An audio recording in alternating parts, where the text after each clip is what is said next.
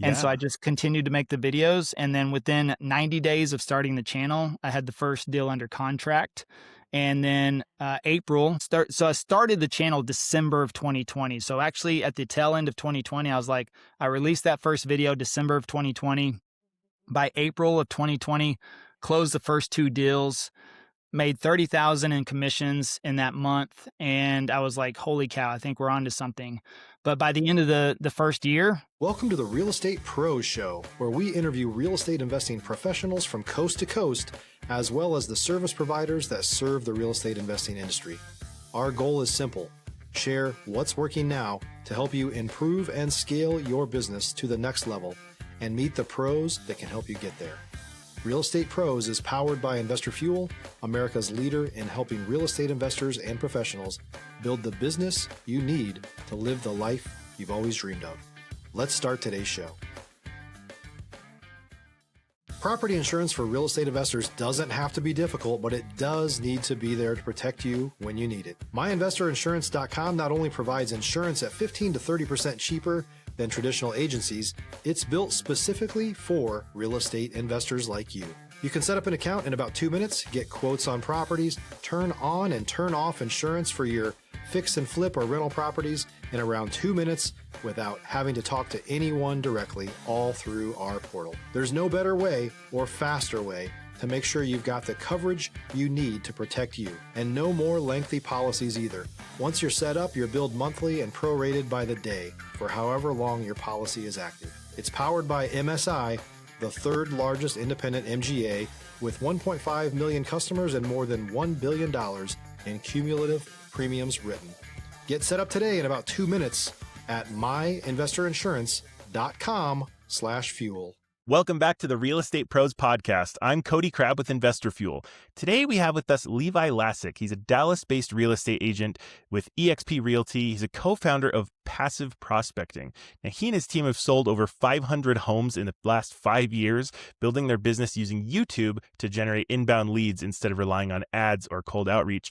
Levi, great to have you on today. Thanks for joining us. thanks for having me, Cody. Appreciate it. Yeah, so if you could, I would love to hear a little bit about your backstory. How did you get into real estate in the first place? Well, I mean, I've always loved real estate. I've been doing some fix and flips and some rentals as a part-time investor, I guess you could say. I never earned a full-time income from it, but it was just more of like a little bit of a hobby as a side hustle. And of course, I loved all the real estate shows on TV. And so that makes me qualified, right? No, but I've got really good friends. It's funny. I started my sales career selling gym memberships at Bally Total Fitness back in like 2000, 2001. And my buddy that got me into that, he moved into real estate in 2002. So he actually tried to recruit me to become an agent back in 2002, but I wasn't really interested in being an agent. And finally, he talked me into it in 2004. I did get licensed, but I was actually still in the reserve because I joined the military after high school. And whenever I came back, I moved into sales and I was still in the reserve. And of course, this was after 9/11. And a week after I got my real estate license, I got deployed for 18 months. And then I spent 12 months of that in Iraq, over in Baghdad in 2005. And whenever I was over there, I was kind of like, man, well, I never really wanted to be a real estate agent anyway. So whenever I came back, I just went back into sales instead of, I let my license expire. And then almost 20 years later, irony has it that, yeah, he talked me into joining again. But in 2020, I had a pretty good business. I'd been building up a financial services company for 5 years. And I worked with teachers on all their retirement planning. And I had a contract with like Dallas Independent School District. So it was very lucrative because there's only a certain amount of people that get approved to actually work with teachers on retirement planning. And they can do this through payroll deductions. So, you never have you never miss a payment, right? You never have a missed payment, a missed contribution. Yeah, and if you did, they would be on top of it way before you ever would. Yeah. Yeah. So it was very lucrative. And I had a teacher schedule, but I had like 5 times the teacher's income. So, I was doing like $300K a year working 8 months. And so I was traveling and I went to 24 countries inside of 3 years. I literally had summers off, 2 weeks off for Christmas, a week off for spring break, Thanksgiving. See, most people are hearing this and they're like, why didn't you stop there? Like, that sounds perfect, right? Well, guess what happened in 2020? Did something happen in 2020? Yeah. School shut down. Oh, right. Okay. Yeah. Yeah, school shut down and travel shut down, by the way, in True. 2020. Yeah. Those two things you were doing. Yeah, so the two loves of my life, which and I felt like working with teachers, absolutely. Like I was, yeah, look, 300K is especially in 2000 was nothing to shake a stick at. Yeah. But No also kidding. to do that 8 months of the year and to travel, I mean, I was just living my best life. I was Yeah. very, very comfortable. I worked Monday through Friday. I never worked an evening or a weekend. Again, summers off. I mean, I traveled 12 weeks in Europe one summer, just because I could, and I had that freedom to do it. And everything shut down 2020, and I was 41 years old at that time. So then I'm like, wait a second, I'm 41 years old. The world's shut down, and at that time, like we had no idea what was going to happen. Right? I had no idea would schools ever open again. Would we ever travel ever again? Would I be allowed to travel unless I got stuck? I mean, so all these questions are up in the air. And then my buddy, like I said, who I've been friends with for 20 plus years, he's like, hey man, now's the time to get into real estate. So Funny you should mention that. yeah, I was I've like, just been well, thinking I should. yeah, I was like, man, but I was like, I really don't want to be a real estate agent, because I thought of them in the stereotypical manner of always having an ulterior motive of getting to become your friend because they just Yeah. really want to sell your house, Yeah. and then Yeah. if you don't sell your house with them, they get mad at you, right? So Yeah. I was like, man, but also As an introvert, that is like a nightmare scenario for me I feel that. Stop living on an island and join the #1 mastermind in America for professional real estate investors. Investor Fuel is a community of hundreds of the nation's top investors working together to build stronger businesses and better lives. In addition to the amazing community of real estate investors acting as a board of advisors for one another, Investor Fuel members have access to 100% funding on purchase and repairs for our members only, a health insurance program, and benefits and discounts that more than pays for the membership of most of our members, meaning it's actually costing you money to not be a member of Investor Fuel. If you're looking to scale your business and build a business that allows you to live the life of your dreams, please visit investorfuel.com today and book a call with our team. Yeah. So, but at the same time, I was like 41. I've been in sales for the last 20 years. I love sales, but I was also at this point burnt out on prospecting because in the sales world, guess what? Every day you start over, every week you start over, every month you start over. Like, the monthly numbers always reset. And then you're always trying to chase the new monthly goal, the new quarterly goal, the new yearly goal. And so I was like, man, I'm really just kind of tired of prospecting. And I was really great at sales because I was always willing to out prospect everybody. I was willing to make more phone calls. I sold Dish Network in high school. So I door knocked in high school to sell Dish Network. If anybody remembers what that was. Well, I guess it's like, you still have Dish, I Believe guess. it or not, my mom still is on Dish. I've been trying to get her off of it for years, but she's like, nah, just leave it how it is. It's fine. Yeah. Yeah, no, but that's door-to-door sales. I mean, yeah, that is like So the I've done all classic. that, yeah, and I've done the phone calls. I've done I've talked to people in person. I've done the trade shows, the booths, every type of prospecting you could imagine in sales. I've done that, and I just dreaded the thought of trying to start all that over again in real estate. So Yeah, no I was kidding. like, man, yeah, I got to think differently. If I'm going to do this, if I'm actually going to move into real estate, I was like, I've got to do something different. But at the same time, in 2020, there was no meetups, no community events. Yeah. 6-foot rule was still kind of in place. So you're not talking to somebody at Starbucks likely unless or they're going to eyeball you weird. And so, and I wasn't going to cold call. I was like, well, I'm not going to do this cold calling. I didn't want to spend money on postcards. I didn't want to, go that route. So I was like, man, I guess I'm going to do some social media stuff because guess what? I was also anti-social media because, I didn't grow up with it in high school. We didn't even have cell phones whenever I was in high school. And I was kind of like proud of the fact that I wasn't on social media. I just felt like it was a waste of time. And I was a face-to-face, belly-to-belly salesperson. Yeah. I loved sales. That's what I loved about sales was interacting with people. So I was like, man, I was anti-social media, but then at the same time, I was like, I don't see another way to really generate business unless I want to cold call and that's about it, you know? So I was like, and I'm seeing like the past you connect the dots of like, let's see, everyone's trapped inside. Everyone's spending way too much time on their phone and their computer. Yeah, like you're like, I guess we have to try this. So you tried it. You dove in. Did you dive in like head first or just a little bit at a time? No, I wouldn't. No. So no, I think I went at this very strategic. And I think this just comes from my past business and sales experience was I've never done anything. I've never tried anything. I've always like looked at it, analyzed it, built a plan, and then I go 100%. I just go all in. And I've done that in every sales position I've ever had.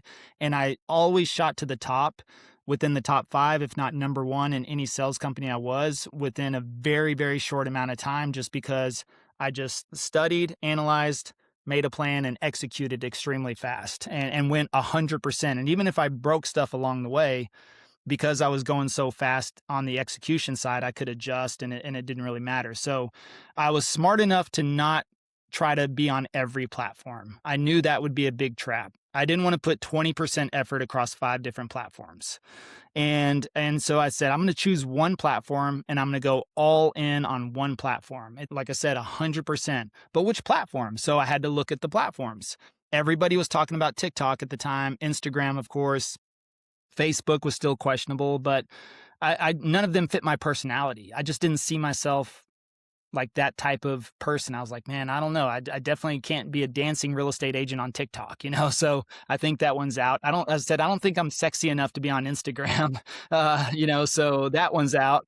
And Facebook, I don't know. It's kind of getting the stigma of just for the if I want to sell a house to everyone's mom, then that's great. Yeah. But other than that, and then nobody was talking about YouTube. Like nobody was talking about YouTube, and I started looking to YouTube, and then I started reading some books and watching some videos. And what year was this, more or less, just to kind of get a picture? This was 2020. Yeah. Oh yeah, of course, yeah, 2020. So 2020. Okay. So I'm at home anyways, and so I just started doing a lot of research. I bought like 8 YouTube marketing books and I read all 8 of them, pretty boring, but I started to understand the platform. And then one of those books, like one little sentence said, YouTube is a search engine, not a social media platform. Was that Gary Vaynerchuk, by the way? I'm pretty sure that was because maybe one of some obscure one. Yeah. So, but I just remember that line and I thought, oh, you know what? I'm kind of anti-social media anyways, but I can be pro search engine. Like, this is just SEO. I can do this. Yeah. And so I said, man, you know what? Let me look at like suburbs. So I started to research, and then I learned you can research keywords and things like that. So I started looking at keywords like suburbs of Dallas, Texas, Plano, Texas, Frisco, Texas. And I started to realize like these suburbs have hundreds of thousands of searches around the suburbs. And I'm like, man, people are like looking at these suburbs on YouTube or looking for them, because I went on YouTube and there wasn't really anybody making videos. And then I realized too, I was like, I was kind of scared to be the new agent. And I say scared, I'm not scared of anything, clearly, after going through Iraq and everything else. Like, I'm very confident, but at the same time, like, I guess I have a big fear of failure too. So I was like, I also don't want to. If you're looking for consistent, high-quality leads, look no further than Investor Machine. Investor Machine isn't just another agency. It's the most sophisticated, data-driven lead generation company on the planet for real estate investors, and serves the role of being not just a lead generator for your business, but a marketing partner that is helping you achieve your goals along the way. Go to investormachine.com to learn more and schedule a call with our team today.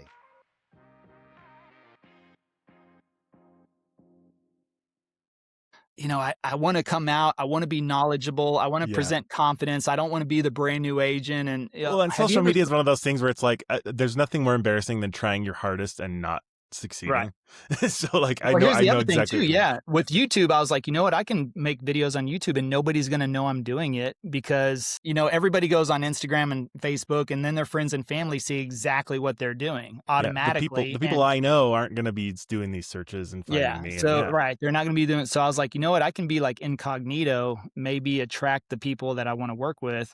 And then I realized too, you know what? I'm not a good agent, but I've lived in Dallas for 20 years. Like, I know Dallas. I'm actually a Dallas resident. I'm a Dallas homeowner. I'm this person that's searching for information on Dallas. So I was like, you know what?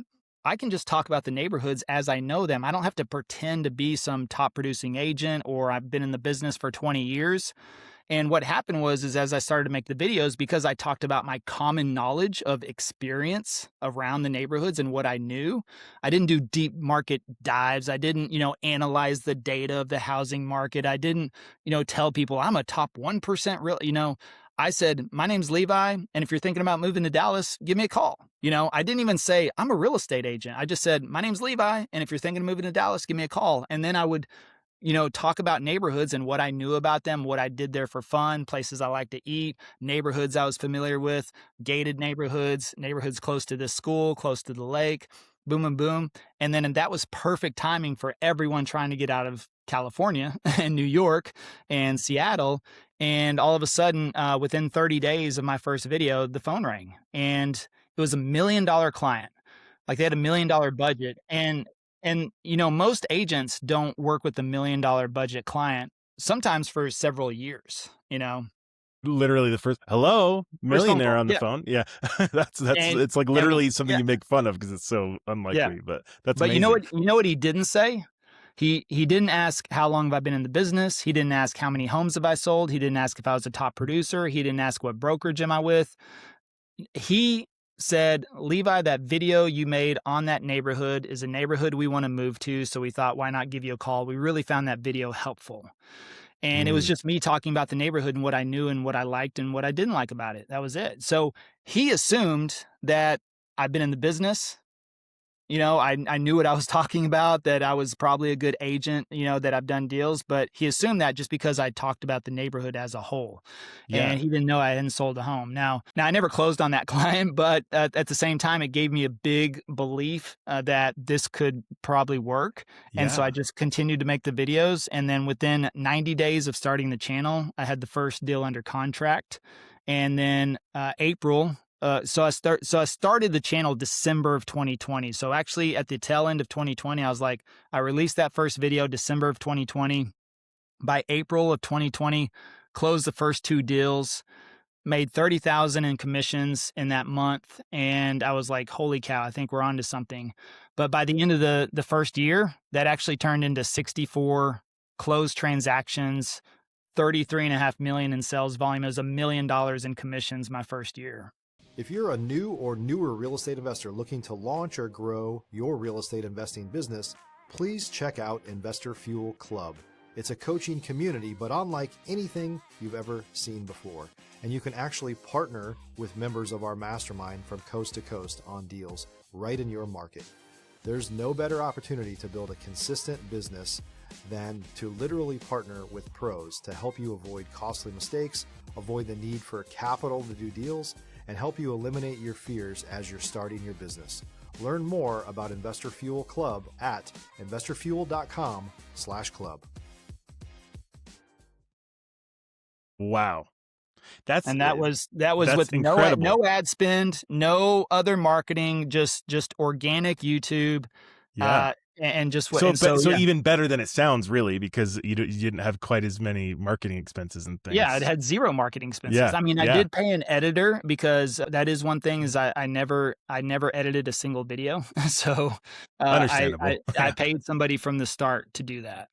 Smart. Well, okay, so lots of things that are jumping out to me here. First of all, I think it's really smart that you've decided on a strategy and did all the research first and then dove headfirst into it. And there's something to be said for, not going halfway on a bunch of different things. Like it seems in your brain, you kind of go, if I have, I have my foot in the door a little bit in all these areas, you're not going to get any traction anywhere. But the fact that you're kind of like, nope, we're just going to nail it all in on this one, that's going to have success. So okay, you're making videos. You weren't selling stuff on the internet. You were just like informing people and helping them out. So what do you think made those videos convert instead of just like other people on the internet? Like, what was it about yours specifically? Was it because you were making content about those neighborhoods specifically? Was it how specific you were? Was it how you framed yourself? I'm just curious. Like everyone hearing this is like, okay, I'm starting a YouTube channel tomorrow. so I just want to kind of frame this for them. Like, what do you think made it so successful? Well, number one, I started with volume. I did 3 videos a week for the first 2 years. Never missed a week. So even that first year I was doing 3 videos a week. and it became a priority, for me. And so, I had calls to action. That was the thing, is like, actually spent 2 months researching YouTube before I ever recorded the first video. So I'm not saying everybody has time to do that, but actually, I don't know. It depends on where you're at. Either you don't have a job, or you don't have an opportunity, so you got time, or you have a job and you're trying to transition, or whatever the case is, and you need to fill your evenings and weekends with studying first.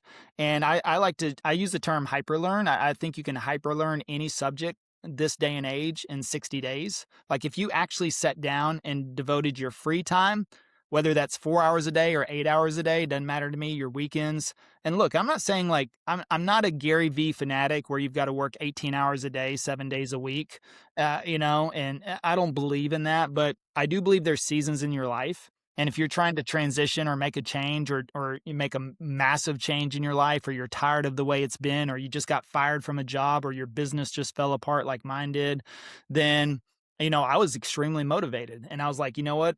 I could not even think about watching a Netflix series, because I would be like, I could watch some YouTube videos right now and just kind of plan the next phase of my business. So I actually spent about 2 months just really researching the platform. Like I said, reading 8 marketing books. I didn't read those like in one day. That took time to read those books. And I probably watched 1,000 YouTube videos. I watched all the, the creators, the YouTube creator coaches online. So, the Nick Nimmons, the D Nimmons, Daryl Leaves, the Roberto, and they tell you like how to structure a video, how to, launch a channel, boom, boom, boom. So, I had all these notes and everything. And so I actually built a business plan to start my channel. And so I'm not talking about analysis paralysis, but I am talking about setting down, having patience, build out a plan to execute, and then go 100%. Because like I said, I'm going to watch, analyze, and then execute. And so I did that for 60 days. And I think you can do this in any business, or with any platform. So if you want to be great at Instagram, YouTube, TikTok, Facebook, you want to be a financial advisor, I just believe if you sat down and studied it for 60 days, read 5 to 10 books, watched, 500 YouTube videos, you'll be more proficient than 99% of people, in the world. I do this, and a real prime example of this is whenever I speak on stage now, I make it very simple. I always say, hey, who in the audience has ever marketed an open house, as an agent? Everybody. I'll be in a room of 500, 1,000 people. It doesn't matter. Every single hand goes up, right? And then I'll say, okay, now raise your hand if you've read at least 10 marketing books on how to market an open house. There's never a single hand that goes up. I'm like, so, but most agents will tell you open houses don't work. Open houses suck. Open houses are boring. They're a waste of time. You can't, but I'm like, what, but then I know other agents that have built their whole career off of open houses. Never the thought of maybe I'm doing it wrong. Exactly right. I did it once and it didn't work. I didn't become massively successful and an instant millionaire off of my open house, so therefore it must not work. Yeah, no. Okay, but to be totally fair, that's exactly what happened to you. but no, well, I built out a plan, and I studied. But I studied and I spent 2 months. Yeah, so but it also at least you had that. Took me a year. Took me a year to become that millionaire, though. That's true. I was talking about the guy that called you. He's literally just on the phone, like first thing.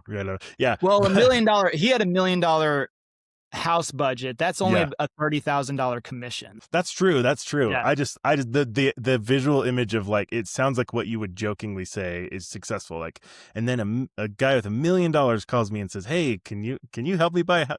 Yeah. Anyway. No, that's a $30,000 commission. But if you think about most people, when they get into real estate, who do they end up helping? They're a $200,000, $300,000 buyer. Look, and that's nothing to shake a stick at. That could still be a $10,000, $15,000 commission, but they typically will work with, they try to work their way up. They go from 2 to 3 to 4 to 5 to 6 to, I got a 9, and $1 million people and above, or $1 million budgets and above are just a different breed. And a lot of, the top agents will have a capture on that market too. So you've got to be able to, sometimes it takes them 2, 3, 4 years before they ever get that million budget client. Gotcha. Okay, so we're kind of running out of time, but I do want to ask you a few more questions. So, what role does data play in what you decide to make content about and how you make content? So, one of the things I've been heavily involved in the social media kind of industry, I guess you could say, for a long time, content creation. One thing that I hear from a lot of people is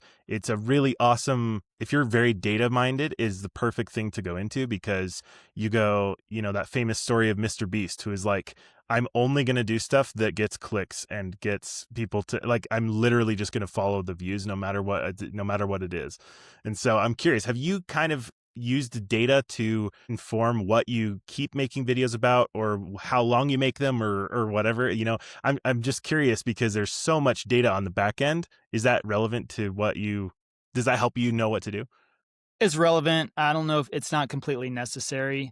And the thing is that ultimately on YouTube, you just need to make better videos. Each time you make a video, you need to make a better video. Is really what it comes down to. And the thing is the only absolute I say is don't speak in absolutes. So somebody that tells me, I do it this way and this is the way it has to work, or this is the only way it works. I can show you a YouTube channel that does the complete opposite and can prove you wrong, and Yeah. me, No, so it's true. even whenever I do stuff, I'm like, hey, this works. Yes, it works, but I can show you the exact opposite of that's Yeah. not the case. But Yeah, it's true. data does give you valuable insights. I don't think you have to be a data nerd. I mostly look at click-through rate. If you got a click-through rate problem, it's a thumbnail issue, so you need to make better thumbnails to get better click-through rates. If you have an average view duration problem, if you're not 30% or above on view duration of your videos, you've got a content problem, you've got a value problem, you've got an information problem. You're not holding attention long enough. So I like to be 30% and above. I like click-through rates of 5% and above. And if they're below those metrics, thumbnail, I know, or click-through rate, I know I got a thumbnail problem, maybe a title problem, but I'm always going to go thumbnail first. Yeah. And then, view duration is 30% and above. I like that to be there. 40% is really great. But ultimately, I mean, if I'm getting phone calls, that's the true measurement. How many phone calls am I getting? That's the way I monetize YouTube videos. I'm not concerned about monetization through YouTube on the back end. I don't need 1 million views. I need 10 good views of a client who's looking to move and buy a $500,000 house, which could pay me $15,000. Yeah, that's a really good point, because it's easy to chase views.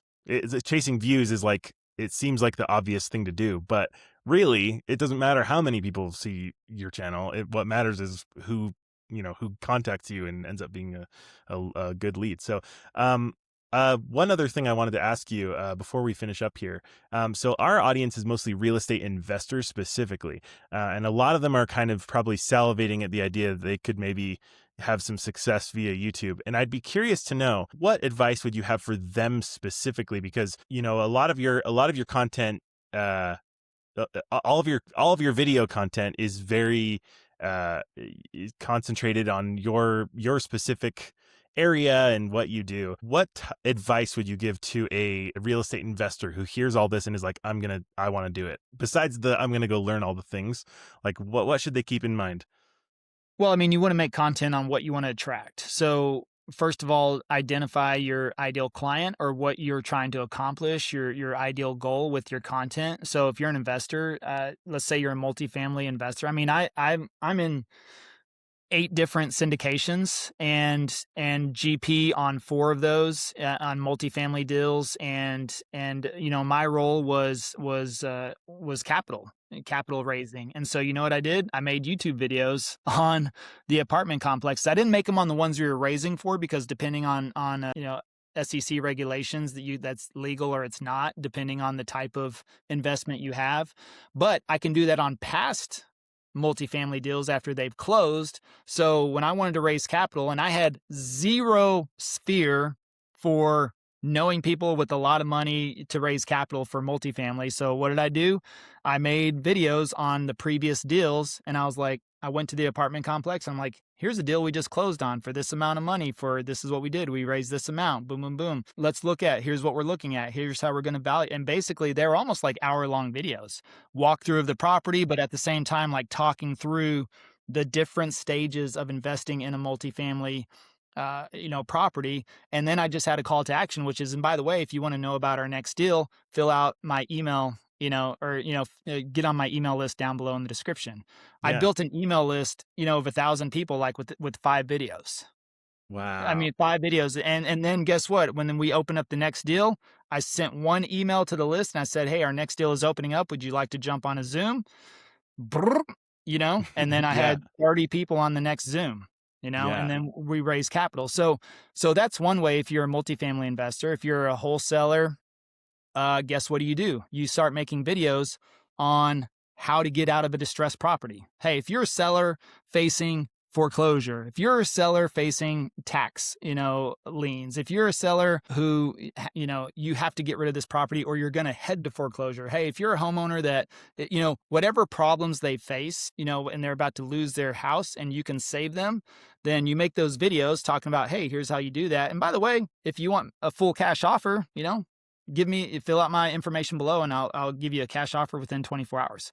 So it sounds like the basic advice you're saying is find what content your ideal customers want and make that content, and then they'll find you easy.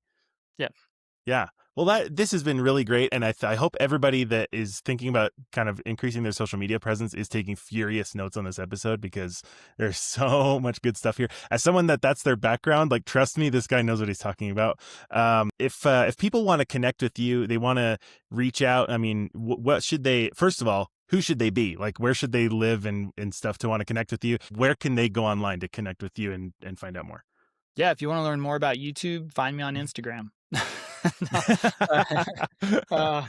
have our website, passiveprospecting.com. I did write the book, Passive Prospecting. You can get this on Amazon. And I think this is for any business owner. So I don't care if you're an electrician, a plumber, a wholesaler, a multifamily investor. This book will give you the roadmap of how you can do this, and I just use our real estate agent business as an example, but you can easily, say, oh, this is what I need to do for my investor business. So this is the cheapest way to get in there, $20 on Amazon and you're good to go. But also find me at passiveprospecting.com.